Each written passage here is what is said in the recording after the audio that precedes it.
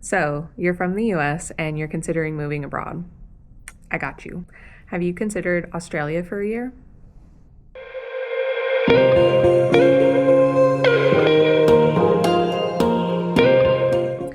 Hi friends, it's Marissa, and today I wanted to sit down to go over the requirements for my fellow Americans to move to Australia for a year.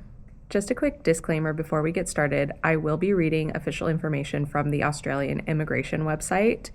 Of course, these requirements will probably change time to time, so please double check these for yourself when you actually do submit an application. I wanted to make this video because when I was doing my own research about moving to Australia, there weren't a lot of YouTube videos specifically of Americans moving to Australia on what's called a work and holiday visa. And I think it's because we really just don't know it's an option for us. Well, at least I didn't until I stumbled across a random TikTok about 2 years ago. So with that, even if I bring awareness to just one person, I think this video will be worth it. Now that I've been living in Australia for about a year and a half, I think I also have some pretty good tips and insight to share as well. So let's just dive right in. Hold on, I want to make sure I get this right. First things first, how the heck do we move to Australia? Well, we have to apply for something that's called the work and holiday visa. Not to get confused with the working holiday visa, which is another visa that the Australian government provides. However, it is not something that Americans can apply for. So all you're going to do in Google is search 462 work and holiday visa Australia, and the government website should come up. This is where you can apply for the visa that will allow you to stay up to 12 months in Australia. With this visa, you can do short-term work in Australia to help pay for your holiday. So really the idea behind the Australia work and holiday visa is to support yourself during your travels.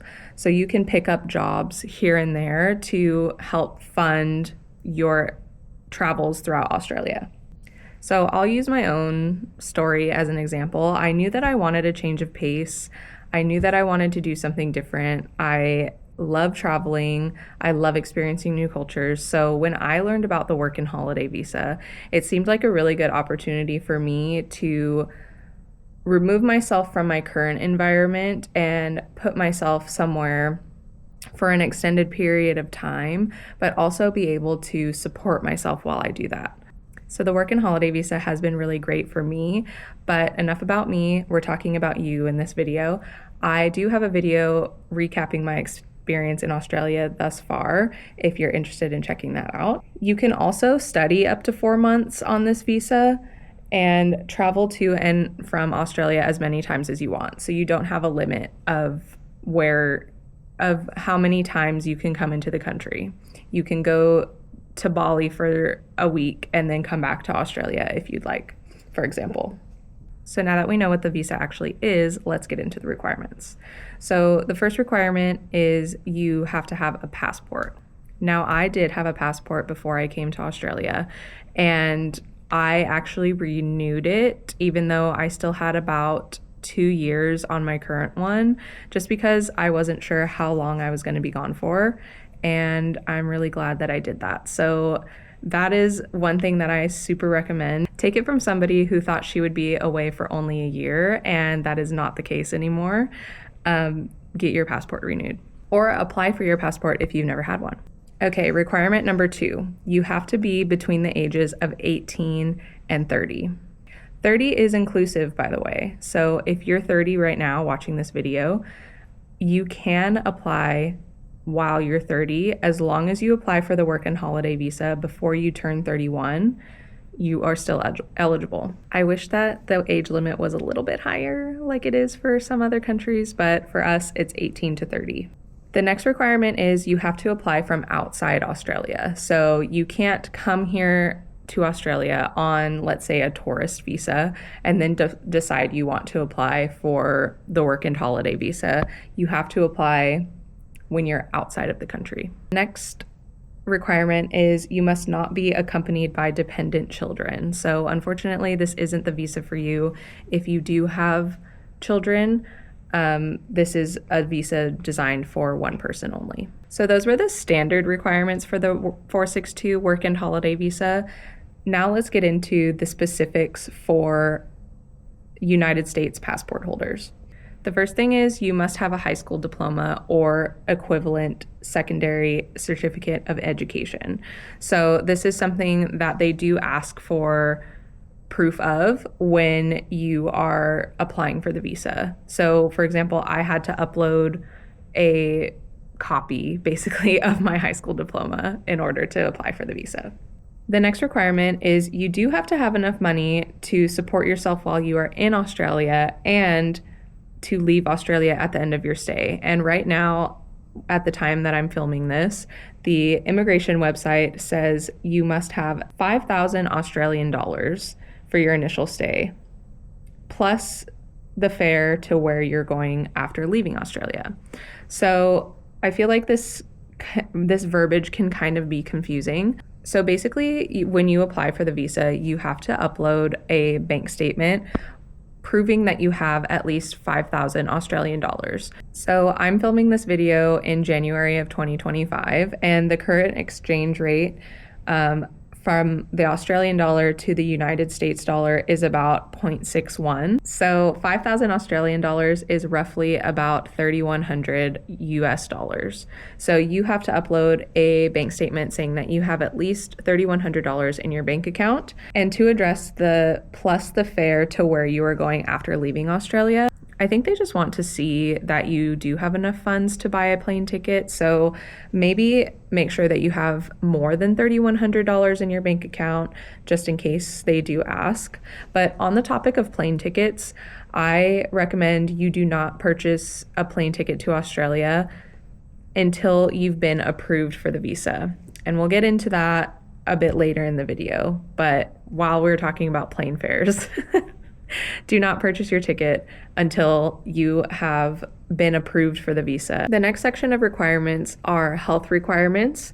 Now, this does vary just based on the kind of work that you might be doing in Australia. I personally did not have to do any health examinations as part of my visa requirements. However, it does vary person to person, so just be prepared that you may have to have a health exam submitted with your application for this work and holiday visa. The next requirement is meeting the character requirements, so basically having and maintaining good character before and while you're in Australia. So what that means is basically you can't have a criminal record. And that is pretty much it as far as the requirements listed on the immigration website. Right now, the application fee is 650 Australian dollars, which roughly is about 400 US dollars to submit your application. So the visa processing times can vary person to person. I was approved instantly, whereas I know some of my friends who I've met in Australia, it has taken a little bit more time for them to be approved. It just really depends, but there is a cool visa processing time tool on the immigration website that you can use and you can check. I'm checking it right now for the work and holiday visa if I applied today on January 12th, 2025. And it says that most of the applications, 90% are processed within 3 months and 50% are processed within 20 days. So it is a pretty quick turnaround, I think, in general for this visa. But kind of going back to what I said before about booking a flight, I highly, highly, highly recommend that you wait to book a flight to Australia until you're approved, because you don't know if it's going to take 2 minutes or 3 months for your visa to process.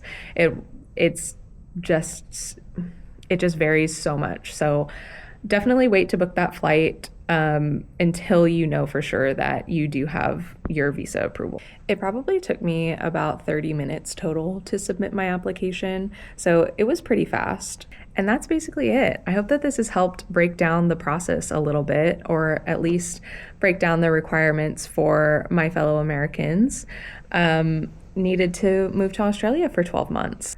I know that like picking up and moving to the other side of the world is extremely daunting.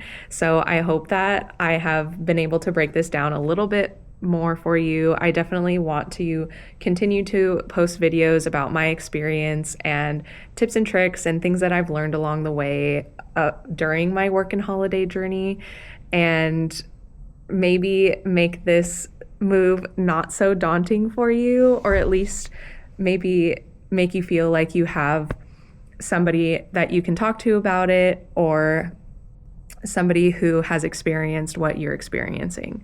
That's kind of my goal with this video series about the work and holiday visa.